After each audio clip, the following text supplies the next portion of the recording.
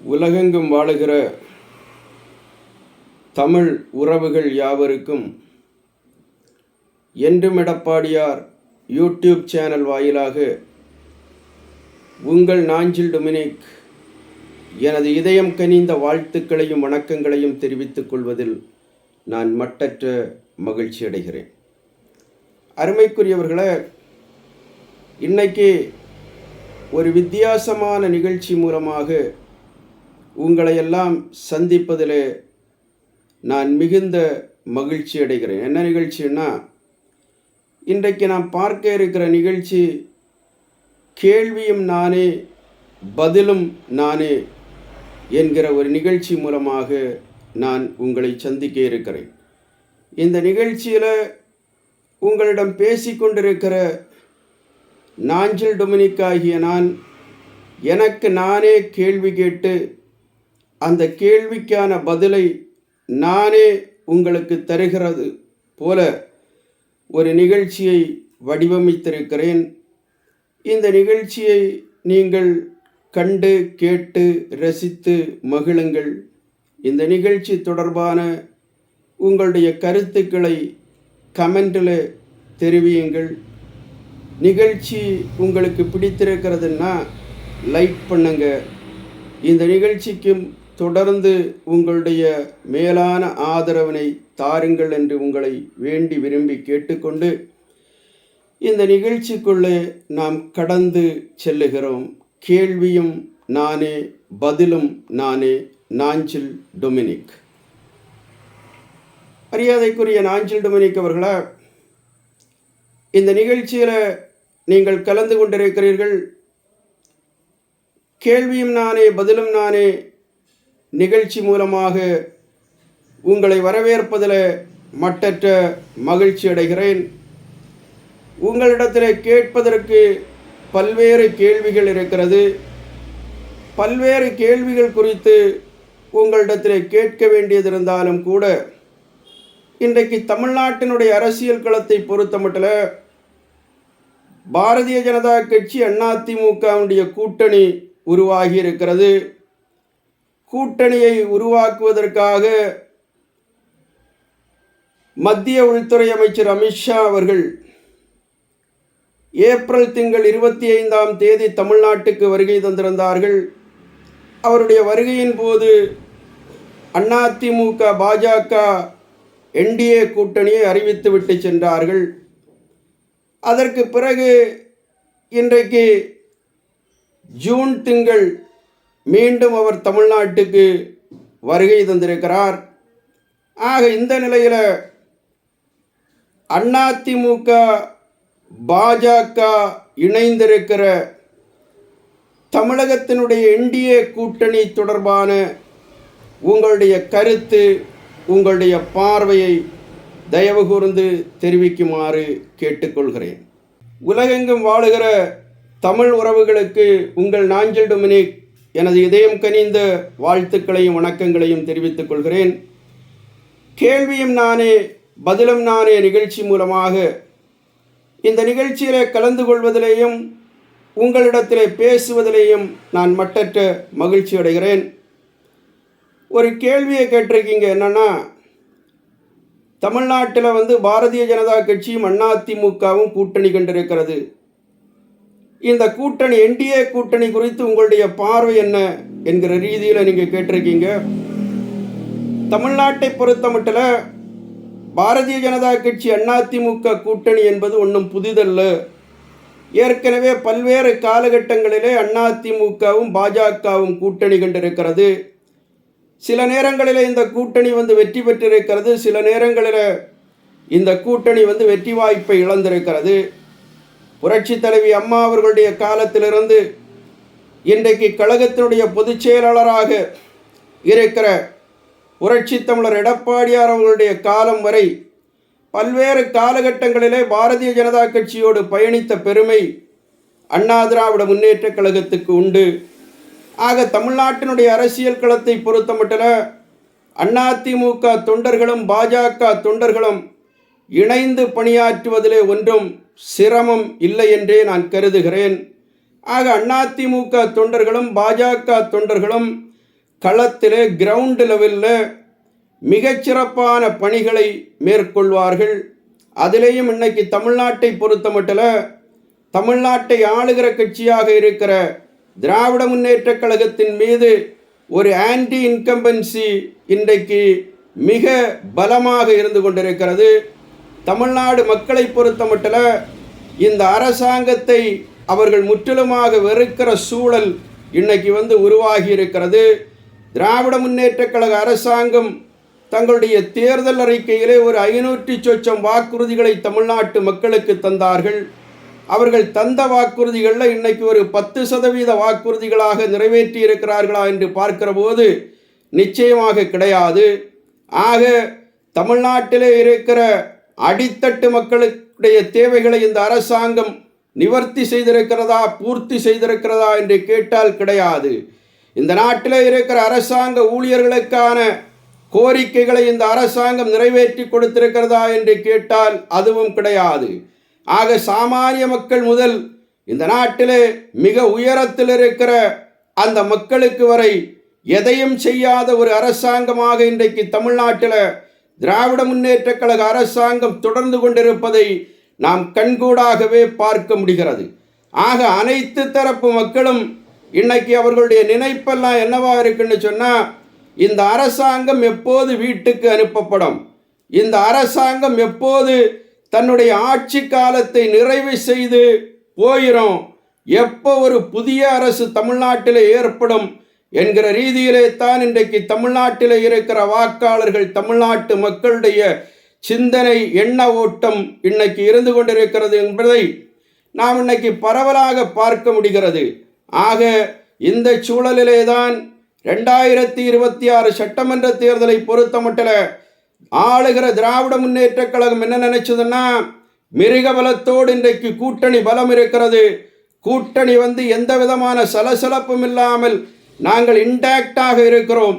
ஆக 2026 தமிழ்நாட்டில் நாங்கள் மீண்டும் ஆட்சி அதிகாரத்துக்கு வருவோம், 200+ தொகுதிகளை வெற்றி பெறுவோம் என்னெல்லாம் மிக தெனாவட்டாக இருமாப்பாக பேசிக்கொண்டிருந்த ஒரு முதலமைச்சரை நாம் தமிழ்நாட்டில் இன்னைக்கு பார்த்து கொண்டிருக்கிறோம். ஆக எந்த சிரமமும் இல்லாமல் நாங்கள் வெற்றி பெறுவோம்னு சொல்லக்கூடிய முதலமைச்சர் என்ன தைரியத்தில் அதை சொன்னாருன்னு சொன்னால், இன்னைக்கு அதிமுகவை பொறுத்த மட்டும் எந்த விதமான கூட்டணியும் இல்லாமல் இருக்கிறது. ஆக கூட்டணி இல்லாமல் இருக்கிற அதிமுகவை களத்திலே வீழ்த்துவது மிக சுலபமான காரியம்.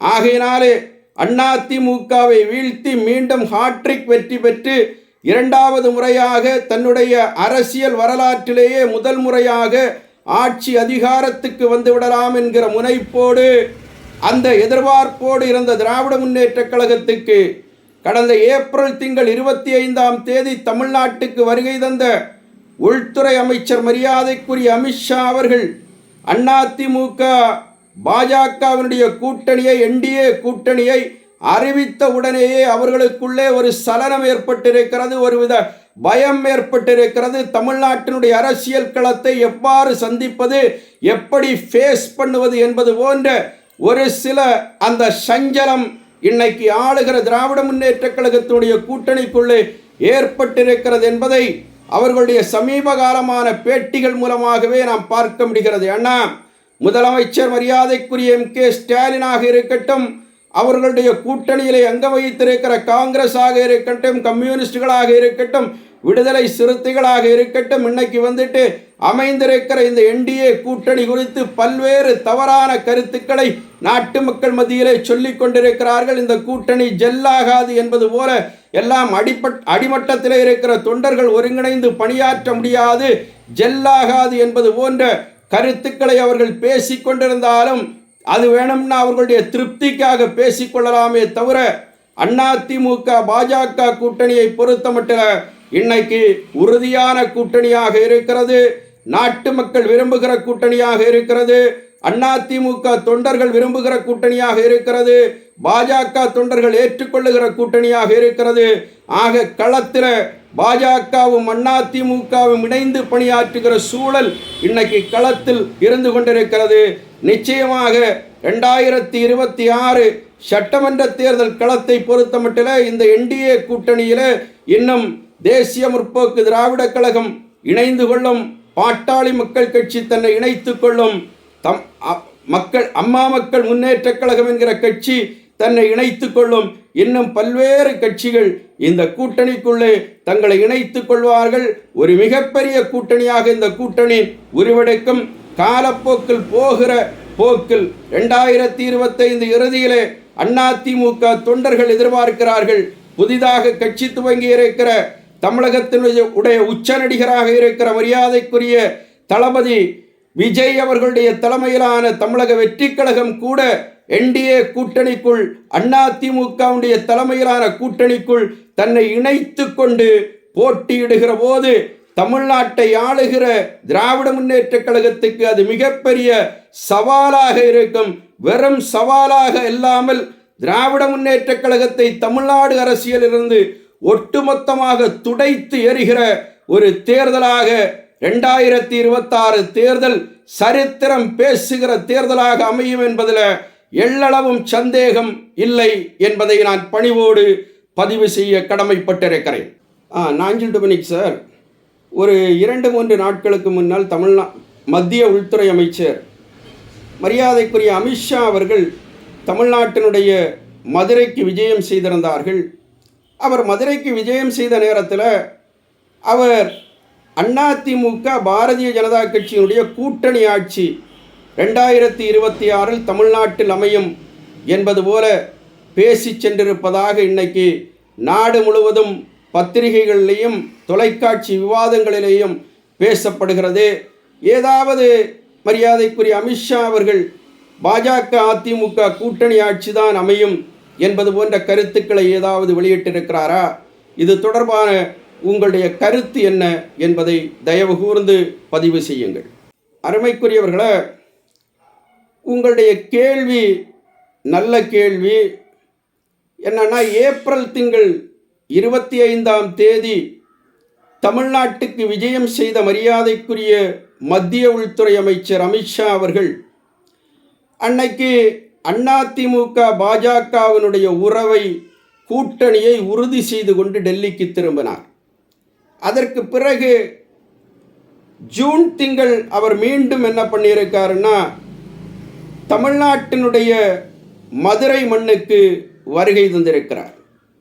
அவர் மதுரை மண்ணுக்கு வருகை தந்திருக்கிறார்னா, பாரதிய ஜனதா கட்சி மூலமாக சொல்லப்பட்ட செய்தி என்னன்னா, மரியாதைக்குரிய அமித்ஷா அவர்கள் பாரதிய ஜனதா கட்சி மதுரையிலே நடத்த இருக்கிற முருகன் மாநாடு குறித்து ஆலோசிப்பதற்காகத்தான் மதுரைக்கு வருகை தருகிறார் என்கிற செய்தியை பாரதிய ஜனதா கட்சியினுடைய தமிழ்நாடு தலைவர்கள் நாட்டு மக்களுக்கு சொன்னார்கள்.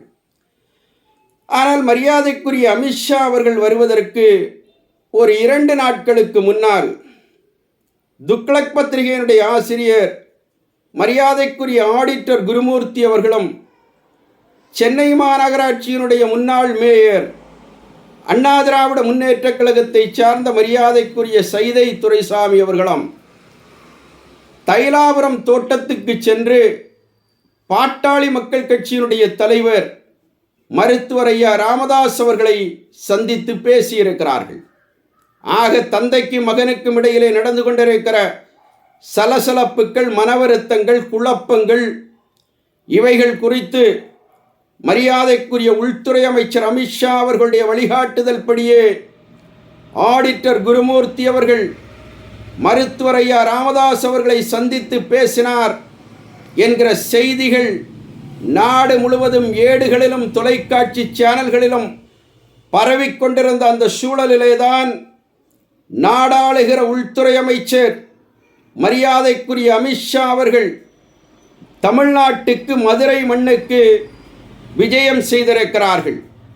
அவருடைய விஜயம் முழுக்க முழுக்க அவருடைய கட்சி சார்ந்த விஜயம் என்று பேசப்பட்டாலும் கூட அந்த விஜயம் மூலமாக என்டிஏ கூட்டணிக்குள்ளே இன்னும் பல்வேறு கட்சிகளை கொண்டு வருகிற முயற்சியை அவருடைய இந்த பயணம் மேற்கொண்டதாகவே நாம் பார்க்கிறோம்.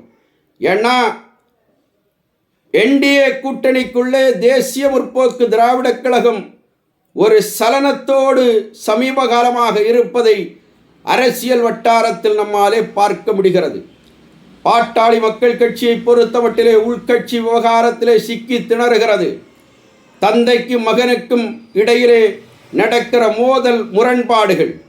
ஆக இதையெல்லாம் பேசி தீர்த்து அவர்களை என்டிஏவுக்குள்ளே கொண்டு வருகிற முயற்சியை மரியாதைக்குரிய உள்துறை அமைச்சர் மேற்கொள்வதாகவே நமக்கு தகவல்கள் சொல்லப்படுகிறது. ஆக இன்னும் அண்ணா திராவிட முன்னேற்றக் கழகத்திலே இருந்து பிரிந்து சென்று தனியாக இயக்கம் கொண்டிருக்கிற மரியாதைக்குரிய டிடிவி தினகரன் அவர்கள் குறித்தும், இன்றைக்கு அதிமுகவிடம் முரண்கொண்டு தனியாக பயணித்து கொண்டிருக்கிற மரியாதைக்குரிய ஓ பன்னீர்செல்வம் அவர்கள், இவர்களையெல்லாம் கூட அதிமுகவுக்குள் கொண்டு வர முடியாமல் போனாலும் என்டிஏ கூட்டணிக்குள்ளே எவ்வாறு கொண்டு வருவது, எவ்வாறு என்டிஏவிலே அவர்களை வழிநடத்துவது என்பது போன்ற அந்த காரியங்களிலே எல்லாம் உள்துறை அமைச்சர் அமித்ஷா அவர்கள் ஆலோசித்திருப்பதாகவே நமக்கு செய்திகள் சொல்லப்படுகிறது. ஆக இந்த காரியங்கள் குறித்தெல்லாம் பேசி ஆலோசித்த இந்த தேசத்தினுடைய உள்துறை அமைச்சர், இந்திய திருநாட்டினுடைய மிகப்பெரிய அரசியல் வியூக வகுப்பாளர் என்று அறியப்படுகிற மரியாதைக்குரிய அமித்ஷா அவர்கள், அவர் என்ன பண்ணியிருக்காருன்னா, தன்னுடைய கட்சியினுடைய நிர்வாகிகள் கூட்டத்தை கூட்டியிருக்கிறார். தமிழ்நாடு முழுவதும் இருக்கிற பாரதிய ஜனதா கட்சியினுடைய மாநில நிர்வாகிகள், மாவட்ட, ஒன்றிய, நகர, ஊராட்சி நிர்வாகிகள் எல்லாம் கூடிய ஒரு இன்டோர் மீட்டிங்கை அவர் நடத்தியிருக்கிறார். பாரதிய ஜனதா கட்சி தன்னுடைய கட்சியினுடைய இன்டோர் மீட்டிங்கை நடத்துகிறது. அந்த மீட்டிங்கில் நிர்வாகிகளாக இருக்கிற லட்சக்கணக்கானவர்கள் கலந்து கொண்டதாக செய்திகள் சொல்லப்படுகிறது. ஆக பொதுவாக ஒரு அரசியல் கட்சி என்ன பண்ணும்னா, நிர்வாகிகள் மத்தியிலே பேசுகிற போது அந்த நிர்வாகிகளுக்கு ஒரு பூஸ்டை தருகிற விதத்திலே தான் எந்த அரசியல் கட்சியும் பேசும். ஆக இதுபோலத்தான் நாடாளுகிற உள்துறை அமைச்சர் மரியாதைக்குரிய அமித்ஷா அவர்கள் தங்களுடைய கட்சியினுடைய நிர்வாகிகளுக்காக நடத்தப்பட்ட இன்டோர் மீட்டிங்கில் பேசுகிற போது அவர் பேசியிருப்பதாக செய்திகள் சொல்லுகிறது. என்னன்னா, பாரதிய ஜனதா கட்சியும் அதிமுகவும் இணைந்து ஆட்சி அமைக்கும் என்பது போன்ற ஒரு கருத்தை அவர் பேசியிருப்பதாக செய்திகள் வருகிறது. ஆக தன்னுடைய கட்சியினுடைய இன்டோர் மீட்டிங்கில் அவர் பேசியதை ஒன்று நாம் பெரிதுபடுத்த வேண்டிய அவசியம் கிடையாது. ஏன்னா பாரதிய ஜனதா கட்சியினுடைய தொண்டர்களை, தன்னுடைய தொண்டர்களை உற்சாகப்படுத்துவதற்காக ஒரு தலைவர் அரசியல் களத்திலே இதைத்தான் பேச வேண்டும், இப்படித்தான் பேச வேண்டும், அதைத்தான் மரியாதைக்குரிய உள்துறை அமைச்சர் அமித்ஷா அவர்களும் பேசியிருக்கிறார். இன்டோர் மீட்டிங்கிலே பேசிய அமித்ஷா அவர்கள் ஏதாவது பத்திரிகையாளர்கள் சந்திப்பில் சொல்லியிருக்காரா, தமிழ்நாட்டில் வந்து அதிமுக பாஜக இணைந்து கூட்டணி ஆட்சி அமைக்கும் ஏதாவது பேசியிருக்காரா? கிடையாது. தொலைக்காட்சி சேனல்களுக்கு ஏதாவது பேட்டி கொடுத்திருக்கிறாரான்னா கிடையாது. ஏதாவது அஃபிஷியல் பிரஸ் ரிலீஸ்களை அவர்கள் செய்திருக்கிறார்கள்னா அதுவும் கிடையாது. ஆக எந்த விதத்திலேயும் அஃபிஷியலாக மரியாதைக்குரிய அமித்ஷா அவர்கள் கூட்டணி ஆட்சி குறித்து பேசவில்லை. தன்னுடைய கட்சியினுடைய நிர்வாகிகள் கலந்து கொள்ளுகிற அந்த இன்டோர் மீட்டிங்கில் அவர் பேசியிருக்கிறாருன்னா அதை ஒன்றும் நாம் பெரிதுபடுத்த வேண்டிய அவசியம் அதிமுகவுக்கு இல்லை. ஏன்னா அவர் வந்து அவருடைய கட்சியினுடைய தொண்டர்களை உற்சாகப்படுத்துவதற்காக பேசப்பட்ட விஷயம் அது. ஆக இதை இன்னைக்கு வந்து எடுத்து கையிலே வைத்து கொண்டு தமிழ்நாடு முழுவதும் இருக்கிற தொலைக்காட்சி சேனல்கள் விவாதம் நடத்துகிறது. என்ன விவாதம்னா, அதிமுக பாரதிய ஜனதா கூட்டணி ஆட்சி தமிழ்நாட்டில் அமையும்னு மரியாதைக்குரிய இந்தியாவினுடைய உள்துறை அமைச்சர் அமித்ஷா பேசியிருக்கிறார். அதிமுக கூட்டணிக்குள்ளே சலசலப்பு, குழப்பம் என்பது போல எல்லாம் அவர்கள் பேசிக்கொண்டிருக்கிறார்கள். நான் இவ்வாறு பேசுகிற அந்த அரசியல் விமர்சகர்களுக்கும் வியூக வகுப்பாளர்களுக்கும் நான் பணிவோடு தெரிவித்துக் கொள்ள விரும்புகிறேன். அதிமுக பாஜகவுடைய கூட்டணி நிலையான கூட்டணி, கருத்து ஒற்றுமையுள்ள கூட்டணி, பேசி முடிவெடுத்த கூட்டணி. ஆக இந்த கூட்டணிக்குள்ளே பேசியது பேசியவாறே இருக்கிறது. தமிழ்நாட்டை பொறுத்தமட்டில் அதிமுக தலைமையில்தான் கூட்டணி. இதை பேசியது உள்துறை அமைச்சர் அமித்ஷா. தமிழ்நாட்டில் என்டிஏ கூட்டணிக்கு தலைமை வகிப்பது அதிமுகவுடைய பொதுச் செயலாளர் மரியாதைக்குரிய புரட்சி தமிழர் எடப்பாடியார். இதையும் பேசியது யாருன்னா உள்துறை அமைச்சர் அமித்ஷா அவர்கள்தான். தமிழ்நாட்டில் அதிமுக ஆட்சி புரட்சி தமிழர் எடப்பாடியார் தலைமையில் 2026 அமையும் என்பதையும் தமிழ் மண்ணிலே நின்று கொண்டு அறிவித்து சென்றவர் யாருன்னா நாடாளுகிற உள்துறை அமைச்சர் மரியாதைக்குரிய அமித்ஷா அவர்கள்தான். ஆக இந்த கூட்டணியிலே சலசலப்பில்லை, சலனமில்லை, கருத்து வேற்றுமைக்கு இடம் கிடையாது. எல்லாம் தெளிவாகவே போய்கொண்டிருக்கிறது. ஆக இந்த நிலையில இன்றைக்கு மதுரைக்கு வந்திருக்கிற மரியாதைக்குரிய உள்துறை அமைச்சர் அமித்ஷா அவர்கள் பேசியதை ஏதோ ஒரு பெரிய பூதாகரமான விஷயத்தை போல இன்றைக்கு பத்திரிகைகளும் ஊடகங்களும் விவாதம் நடத்தி கொண்டிருப்பதை நம்மால் ஏற்றுக்கொள்ள முடியவில்லை. ஆக இந்த சூழலிலே தான் இன்றைக்கு தமிழ்நாடு பாஜகவினுடைய தலைவர் மரியாதைக்குரிய அண்ணன் நயினார் நாகேந்திரன் அவர்கள் ஒரு அறிக்கையை வெளியிட்டிருக்கிறார். அந்த அறிக்கையிலே அவர் மிக தெளிவாக சொல்லியிருக்கிறார். என்ன சொல்லியிருக்காருன்னா, தமிழ்நாட்டை பொறுத்த மட்டில் கூட்டணி அதிமுக பாஜக அங்கம் வகிக்கிற என்டிஏ கூட்டணி. இந்த கூட்டணி வெற்றி பெற்று தமிழ்நாட்டில் ஆட்சி அமைக்கிற போது அதிமுகவுடைய ஆட்சி அமையும். புரட்சி தமிழர் எடப்பாடியார் அவர்களே தமிழ்நாட்டின் முதலமைச்சராக இருப்பார் என்கிற செய்தியை அவர் மிக தெளிவாக நாட்டு மக்களுக்கும் ஊடகங்களுக்கும் விமர்சகர்களுக்கும் அத்தனை பேருக்கும் தெளிவுபடுத்தி இருக்கிறார். ஆக இதற்கு மேல் இந்த விஷயம் குறித்து பேச வேண்டிய அவசியம் இருப்பதாக நான் கருதவில்லை. அதிமுக பாஜக அங்கம் வகிக்கிற என்டிஏ கூட்டணி 2026 தமிழ்நாட்டில் ஆட்சி அமைக்கும். ஆட்சி அமைகிற போது புரட்சி தமிழர் எழுச்சி தமிழர் அருமையண்ணன் எடப்பாடியார் அவர்களுடைய தலைமையில் அதிமுக ஆட்சி தமிழ் மண்ணிலே மலரும் என்பதில் எள்ளளவும் சந்தேகத்துக்கு இடமில்லை என்பதை நான் பணிவோடும் கனிவோடும் தெளிவுபடுத்துவதற்கு கடமைப்பட்டிருக்கிறேன். நன்றி நாஞ்சில் டொமினிக் சார். இந்த நிகழ்ச்சியிலே கலந்து கொண்டு கேட்கப்பட்ட பல்வேறு கேள்விகளுக்கு மிக ஆழமாகவும் அற்புதமாகவும் நீங்கள் நாட்டு மக்களுக்கு புரிகிற விதமாக பதில் அளித்திருக்கிறீர்கள். இந்த நிகழ்ச்சியில் நீங்கள் கலந்து கொண்டதற்காகவும் எங்களுடைய கேள்விகளுக்கு சரியான விதத்தில் பதில் தந்தமைக்காகவும் மிக்க நன்றியை உங்களுக்கு நாங்கள் தெரிவித்துக் கொள்கிறோம். கேள்வியும் நானே, பதிலும் நானே. நாஞ்சில் டொமினிக். இந்த நிகழ்ச்சியிலே கலந்து கொண்ட அத்துணை தமிழ் நெஞ்சங்களுக்கும் எங்களுடைய மனமார்ந்த நன்றிகளை தெரிவித்து விடைபெறுகிறோம். அண்ணா நாமம் வாழ்க, புரட்சி தலைவர் நாமம் வாழ்க. நான் வணங்குகிற தெய்வம் புரட்சி தலைவி அம்மா புகழ்வோங்குக. வாழ்க புரட்சி தமிழர், எழுச்சி தமிழர் அண்ணன் எடப்பாடியார். நன்றி, வணக்கம்.